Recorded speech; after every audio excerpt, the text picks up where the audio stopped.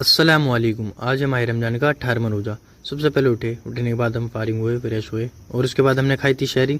और शहरी खाने के बाद शहरी से फारिग होकर मुकम्मल उसके बाद आ गए थे हम बाहर आने के बाद और शहरी का वक्त ख़त्म हो गया, अजान हो रही थी, हम चले आए थे मस्जिद में। यहाँ हमने वज़ू बनाया और वज़ू बनाने के बाद फिर वज़ू से फारिग होकर फिर हम पहुँचते हैं मस्जिद के अंदर। यहाँ हमने सुन्नत पढ़ी, सुन्नत पढ़कर फिर नमाज़ पढ़ी फ़र्ज़ अदा कर मुकम्मल। और उसके बाद फ़र्ज़ अदा कर हम आ गए थे अपने घर आने के बाद फिर हम घर आकर सो जाते हैं। फिर अब सो कर उठते हैं सुबह, फिर जोहर का वक्त हो जाता है, हम चले जाते हैं जोहर की नमाज़ अदा करने के लिए भाई के साथ।